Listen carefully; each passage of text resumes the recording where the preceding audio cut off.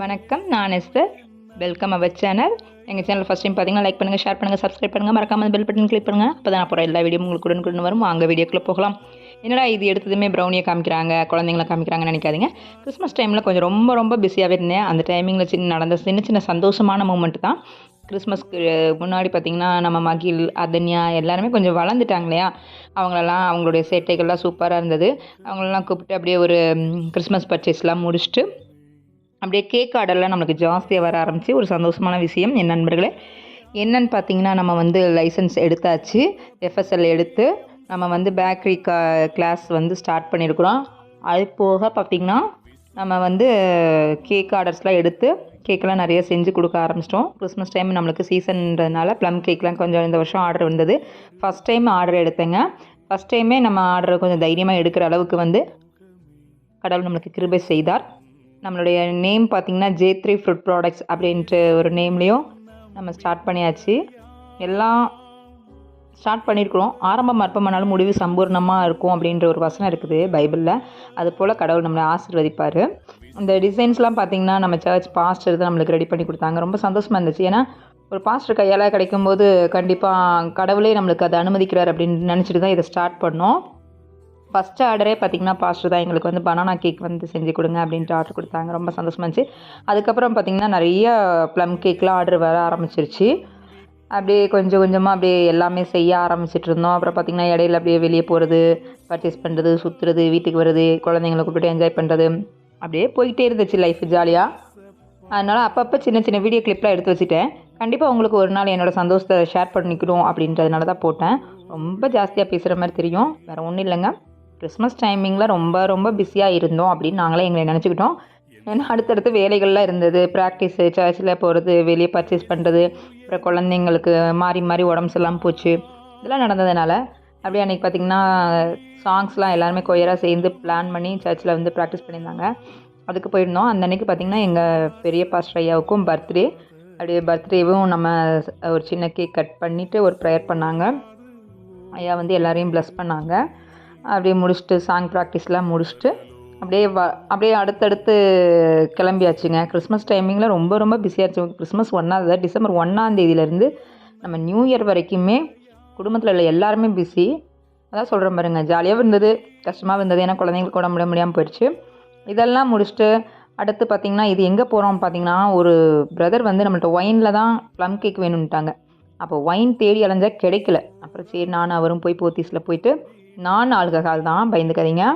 அது வந்து அவரோட ஒர்க் பண்ணுற ஒரு கொலீக் வந்து அம்மா கண்டிப்பாக ஒயின் கேக்கு தான் வேணும், உங்கள் மிஸ்ஸஸை செஞ்சு தர சொல்லுங்கள் அப்படின்னு ஒரு 3 கிலோ ஆர்டர் கொடுத்துருந்தாங்க. சரி ஓகே, அவங்களுக்காக ஒயின் தேடி கண்டுபிடிச்சி வாங்கி ஒயினில் ஒரு 3 கிலோ கேக் பண்ணி கொடுத்தோம்.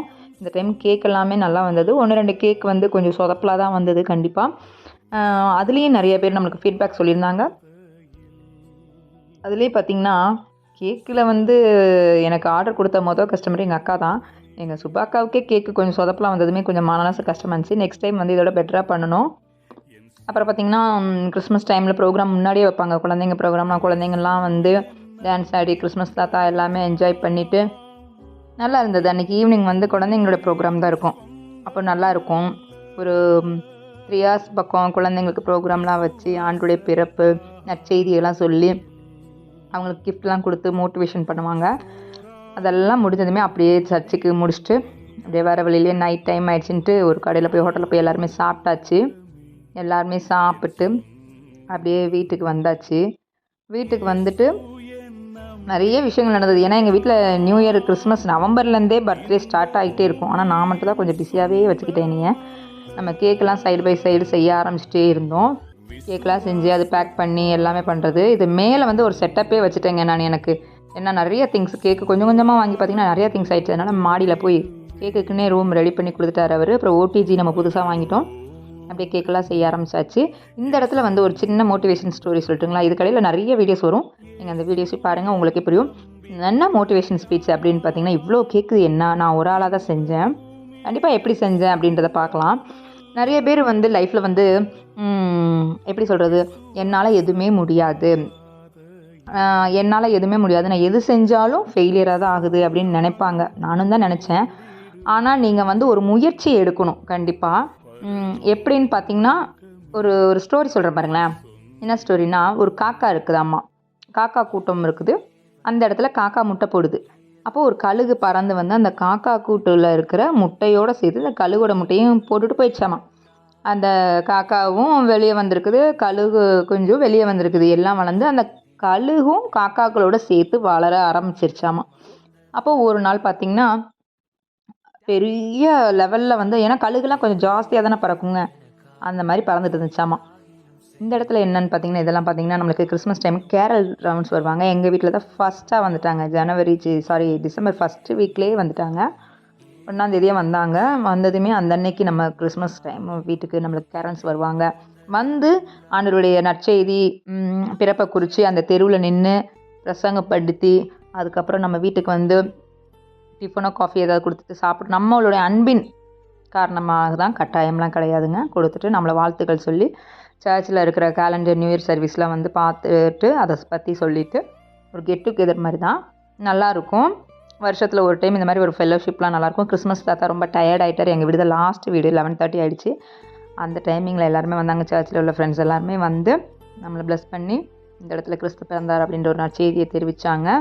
முடிச்சதுமே அந்த அன்னைக்கு நான், விக்டோரியா, லீதியா 3 பேருமே சேர்ந்ததுமே நைட் டைம் ஏதாவது டிஃபன் அரேஞ்ச் பண்ணிக்கலாம் அப்படின்ட்டு நான்வெஜ் எடுத்து இட்லி, சப்பாத்தி எல்லாமே ரெடி பண்ணி, ஸ்வீட் ஒன்று ரெடி பண்ணி எல்லாருக்குமே செஞ்சு அன்றைக்கி எல்லாம் நல்லபடியாக முடிஞ்சுது. இந்த இடத்துல இந்த காக்கா கதையை சொல்லட்டுங்களா? அந்த காக்கா வந்து சொன்னிச்சாம்மா, கழுகு கேட்டுச்சாம்மா, அந்த குட்டி கழுகு கேட்டுச்சாம்மா, மேலே ஃபாஸ்ட்டாக உயரத்தில் ஒரு புறா பறந்துட்டுருக்கு, ஏதாவது ஒரு பறவை பறந்துட்டுருக்கு, நம்மளால் முடியுமா? அப்போ அந்த காக்காங்கலாம் சொன்னிச்சா, ஐயோ நம்மளாலாம் முடியாது, அதுக்கும் நமக்கும் ரொம்ப செட் ஆகாது, தயவுசெய்து அந்த மாதிரி வேலையெல்லாம் பண்ணாத, கம்முனுரு அப்படின்னுச்சாமா. ஓ நம்மளால் முடியாது, நம்மளால் முடியவே முடியாது அப்படின்னு அந்த கழுகு அமைதியாகிடுச்சாமா. சரிங்களா? ஆனால் ஒரு நாள் அந்த கழுகு யோசித்து இருந்துச்சாமா, ஏன் நம்மளுக்கு 2 ரெக்கைகள் இருக்குது, நம்மளால் ஏன் பறக்க முடியல, நம்மளால் ஏன் உயர போக முடியல அப்படின்னு திங்க் பண்ணிகிட்டே இருந்துச்சு. ஆனால் இந்த காக்கா கூட்டங்கள் ஒரு நாளும் அதை அனுமதிக்கலையாம். அது மண்டையை போட்டு கழுவி உன்னால் முடியாது, உன்னால் செய்ய முடியாது, நீ இதை தொடாத, இதை செஞ்சால் டவுன் ஆயிடுவ, நீ இதெல்லாம் ட்ரை பண்ணாத, வேண்டாம் அப்படின்றத நெகட்டிவ் தாட்ஸ் உள்ளவங்க இருக்கிற மத்தியில் அந்த காக்கா மாதிரி அந்த கழுகு மாட்டிக்கிச்சாமா. ஒரு நாள் என்ன பண்ணிச்சாமா, இந்த இடத்துல சொல்கிறேங்க, என் பையனுக்கு பர்த்டே வந்துச்சு. இந்த இடத்துல பாருங்கள், மகிழ் பாருங்கள், அவங்க அம்மா கேக்கே சாப்பிடக்கூடாது, ஆனால் என் பிள்ளை வேலையாக கேக் எடுத்து சாப்பிட்டுருக்காரு பாருங்கள். எல்டோவுக்கு பர்த்டே வந்தது, நம்ம அதன்யாவுக்கு, எல்டோவுக்கு எல்லாருக்குமே நவம்பர் மாதத்தில் பர்த்டே வரும். அப்புறம் ஜோஸ்க்கு டிசம்பரில் வரும். அவங்க அப்பா வந்து 8 வயசு என் பையனுக்கு தொடங்கினதுனால 8 கிஃப்ட் கொடுத்தாங்க. எல்லாருமே எல்டோவை ப்ளஸ் பண்ணுங்கள். எல்டோ விட ரொம்ப சுட்டித்தனம் ஜாஸ்தி ஆயிடுச்சு, வளர்ந்துக்கிட்டே வராரு. கடவுள் எங்கள் வீட்டில் நிறைய குழந்தைங்களை கொடுத்துருக்காரு. எல்லா குழந்தைங்களும் ஒரு ஞானமாக வளர நீங்கள் எல்லாருமே ப்ளஸ் பண்ணுங்கள். இந்த இடத்துல பார்த்திங்கன்னா, இது வந்து கிறிஸ்மஸ் டைம் முடிஞ்சு நியூ இயருக்கு போய் ட்ரெஸ் பர்ச்சேஸ் பண்ண போயிருந்தோம். அப்போ போய் இதுங்க விளையாடிட்டு இருந்தாங்க. அதன்யா பர்த்டே, அதுக்கு அடுத்து வந்து சின்ன சின்ன கிளிப்பெல்லாம் இருந்தது.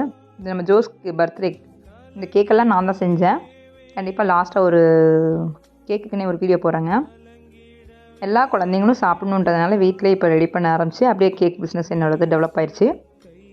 இன்னொன்று கதை சொல்கிறேன் பாருங்க, அதாவது இந்த காக்கா கதை தான். ஒரு நாள் இடி மழை, பெரிய இடி அடிச்சிட்டான். அப்போ எல்லா காக்காவும் வீட்டுக்கு போனிச்சான். அப்போ ஒரு காக்கா சொன்னிச்சான் அந்த கழுகை பார்த்து, வா வீட்டுக்கு போகலாம், நம்ம போய் ஒரு சேஃபாக ஒளிஞ்சிக்கலாம், எதுக்கு மேலே பறக்கணும்னு நினைக்கிற, தயவுசெய்து வா அப்படின்னுச்சான்.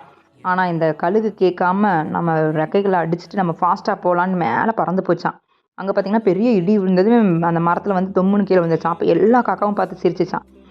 சிரிச்சதெல்லாம் தேவையா, நாங்கள் சொன்னால் கேட்குறியா அப்படின்னுச்சான். ஆனால் இந்த கழுகு இல்லை, நம்மளால் முடியும் அப்படின்ட்டு அதோட ரெக்கைகளை அடித்து ஃபாஸ்ட்டாக மேலே அந்த இடிக்கும் மலைக்கும் மேகத்துக்கும் மேலே போச்சான், உயர்ந்து பறந்து போச்சான்.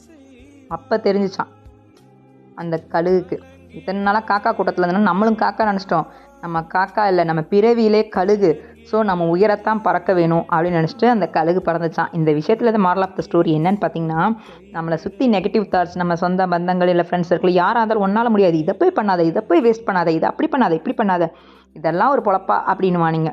ஆனால் ஒரு நாள் இல்லை இன்னொரு நாள், இல்லை இன்னொரு நாள், ஏதோ ஒரு நாள் நம்ம உயர பறக்கிற ஒரு லெவல் வரும்.